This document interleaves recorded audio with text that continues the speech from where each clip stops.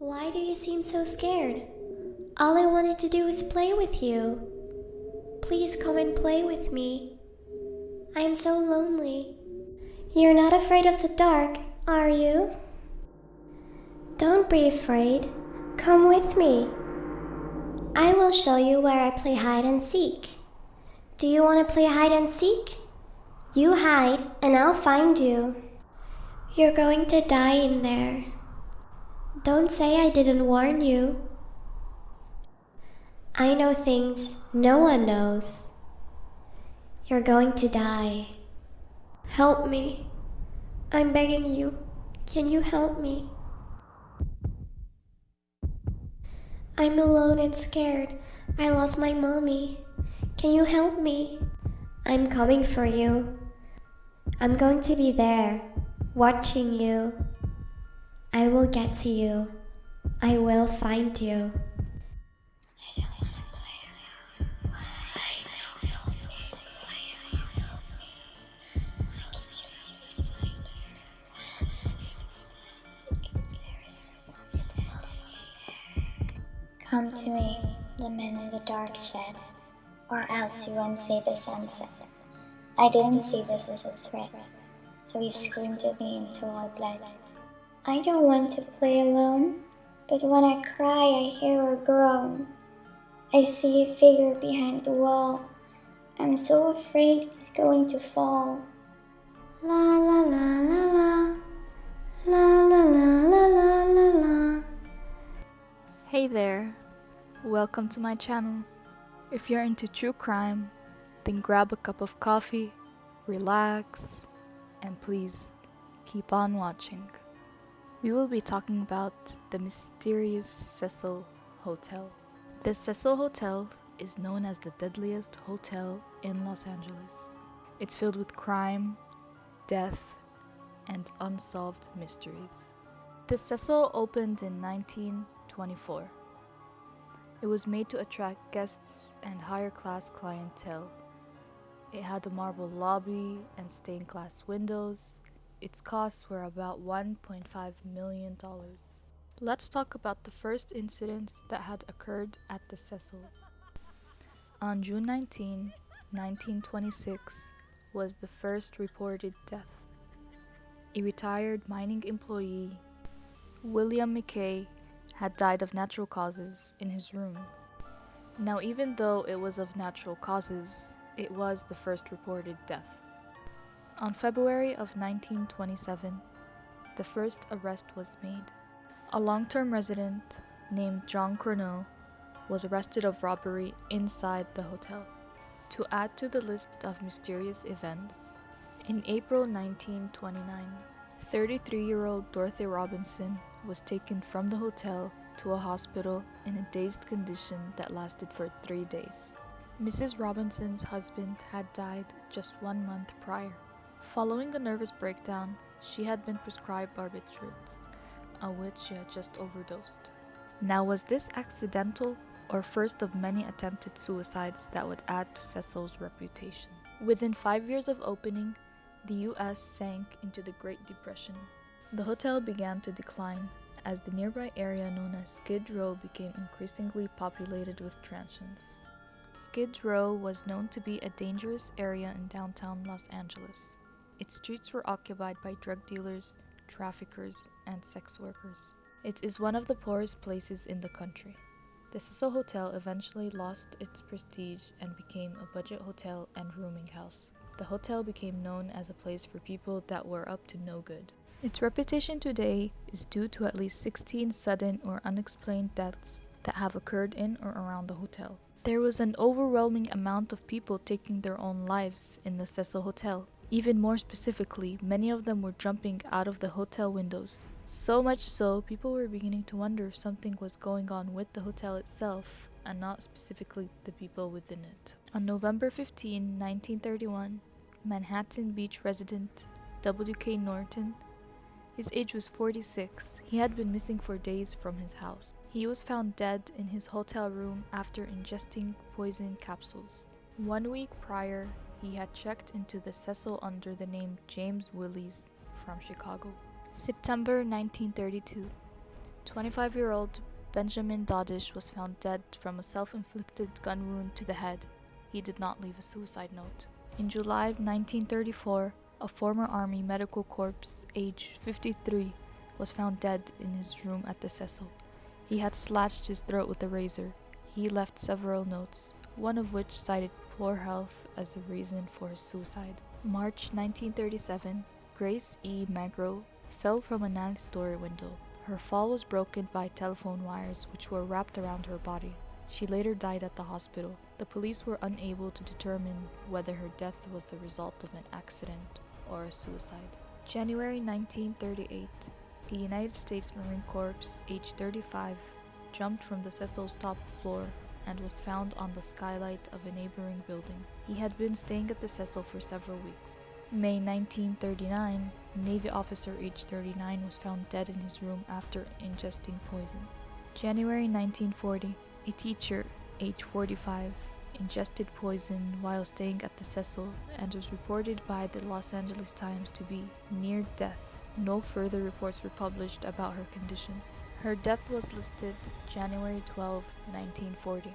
Now so far, we already have 7 suicides. What's making all these people take their own lives? Were they really ready to end their lives? Or did the hotel have to do something with it? Just wait until you hear about this next incident that happened at the Cecil. This one will really shock you. September 1944. 19-year-old Dorothy Purcell was sharing a room at the Cecil with her boyfriend, age 38. Purcell, who had apparently been unaware that she was pregnant, went into labor. She later testified that she did not want to disturb the sleeping boyfriend, so she went to the bathroom where she gave birth to a baby boy. Thinking the baby was dead, she threw him out the window, and he landed on the roof of a building. Purcell was charged with murder. 3 psychiatrists testified that she was mentally confused at the time of the incident. In January 1945, she was found not guilty by reason of insanity. Now the next suicide occurred November 1947. A man aged 35 died after jumping from one of Cecil's 7th-floor windows. October 22, 1954. Another suicide had occurred, also on the 7th floor. Helen Gurney, a San Francisco stationery firm employee, age 55, jumped from the window of her room. She landed on top of Cecil's marquee. 1 week prior, she had registered at the hotel under the name Margaret Brown. February 11, 1962. 50-year-old Julia Moore jumped from the window of her 8th-floor room and landed in a 2nd-story interior light well. She did not leave a suicide note. Among her possessions were a bus ticket from St. Louis,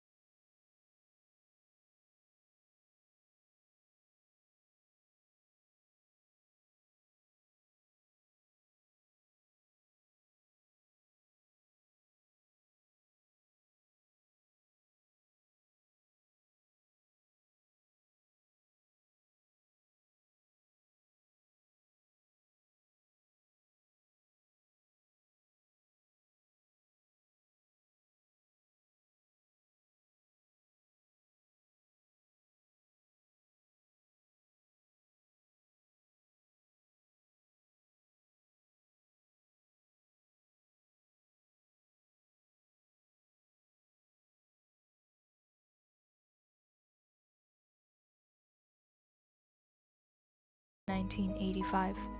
serial killer Richard Ramirez terrorized LA. He was self-described as Satanist and devil worshipper, nicknamed the Night Stalker. He murdered at least 13 women in their sleep. His crimes also included burglary and sexual assault. After his arrest on August 31st, 1985, that emerged that he was staying at the Cecil. He did not kill any of the guests at the hotel, but he used it as a base of operation. Ramirez would return to the Cecil after killing his last victim and discarded his clothes, soaked in blood, in the hotel dumpsters. Then he walked into the hotel either naked, maybe just in his underwear, none of which would have been noticed by the Cecil's regulars. It was said the Cecil had become a place for the worst people in the world. The Cecil Hotel was later the residence for yet another serial killer. This time it was the Australian killer Jack Unterweger, who murdered between 12 and 15 people. Unterweger committed his first murder in 1974, when he killed 18-year-old Margaret by strangling her with her own bra. He was sentenced to life in prison in 1976. During his time in prison, he began to write poetry, short stories, and an autobiography. In 1985, a petition began to have Unterweger pardoned, and was supported by politicians and writers. He was eventually released in 1990 and became a popular TV host and journalist. However, a year later he traveled to Los Angeles and stayed at the Cecil Hotel, which he reportedly chose because of its connection to Ramirez. Police discovered Unterweger had murdered 8 women in Europe who were all killed with their own bras. During his time in LA, 3 sex workers were murdered all with their own bras. He was eventually caught in Florida and extradited to Austria and charged with 11 murders, including the 3 that took place in LA. Unterweger committed suicide on the night he was sentenced. The next incident occurred September 1st, 1992. The body of an African American man was found in the alley behind the Cecil. Police said he had either fallen, jumped, or been pushed from the hotel's 15th floor. The 20 to 30-year-old male has never been identified. The most recent of mysterious deaths to occur at the Cecil Hotel was the death and disappearance of Elisa Lam. In February 19, 2013, 21-year-old student Elisa Lam was discovered dead in a water tank on the roof of the hotel. She had gone missing almost 3 weeks earlier, on January 31, 2013. Her decomposing body was discovered by a maintenance worker in one of the rooftop water tanks, after guests had complained about low water pressure and water that tasted funny. Video surveillance footage taken from inside an elevator shortly before her disappearance showed her acting strangely, pressing multiple elevator buttons, hiding in the corner of the elevator, and waving her arms wildly, causing widespread speculation about the cause of her death. After the elevator video was released, many theories arose about Lam's death. She was reported to have bipolar disorder, for which she was prescribed various medications, which could have contributed to her death, as well as her strange behavior in the elevator. Authorities later ruled Elisa Lam's death as an accidental drowning. The final incident occurred on June 13, 2015, when the body of a 28-year-old man was found outside the hotel. Some said he may have committed suicide by jumping from the hotel, although a spokesperson from the county coroner informed the Los Angeles Times that the cause of death had not been determined. In 2007, a portion of the hotel was refurbished after new owners took over from there. 4 years later, part of the Cecil Hotel was rebranded as Stay on Main, with separate reception areas during the day, but with shared facilities. In 2014, the hotel was sold for $30 million. The plan was to completely redevelop the interior and fix the hodgepodge work that had been done in the recent years. Beyond renovating rooms, the developer also plans a gym, lounge, and a rooftop pool. The hotel closed in 2017 for the renovation. Project completion is slated for sometime in 2021. Thank you so much for watching today's video. If you have any thoughts or comments, please let me know down below.